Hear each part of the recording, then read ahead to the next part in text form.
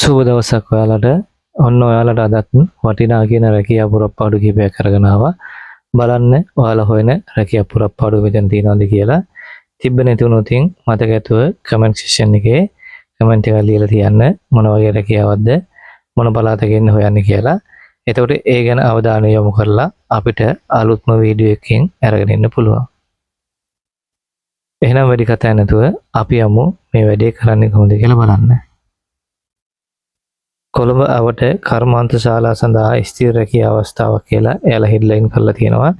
ඇසුරුම් හා ලේබල් අංශය සඳහා ෆෝන් නම්බර් කීපයක් දීලා තියෙනවා. 078යි 97යි 66යි 167 077යි 400යි 21යි 67 රැකියා අවස්ථා කියලා හෙඩ්ලයින් කරලා තියෙනවා. යකඩ වහල ගේට්ටු යකඩ වැඩ කරන්න බාස්වරුන් අවශ්‍යයි.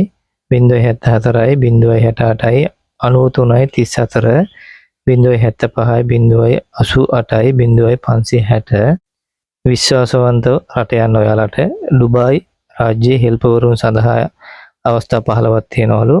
071යි 1යි 666යි 721 076යි 57යි 47යි 181 දුරකථන අංකය තියෙනවා බලන්න.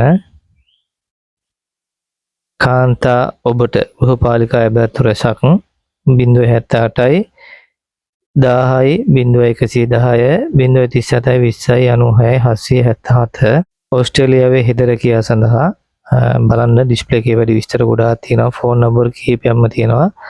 කෝල් කරලා වැඩේ කරගන්න. ඉතින් කැනඩා යන කැමැත්තෙන් ඉන්නවා නම් 076යි 79යි 0යි 7යි 991 දුරකථන අංකය තියෙනවා බලන්න.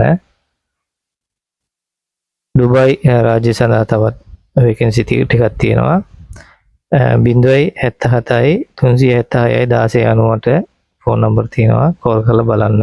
පුහුණු වායු කාර්මික ශිල්පීන් අවශ්‍යයි. 071යි 770යි 80යි 22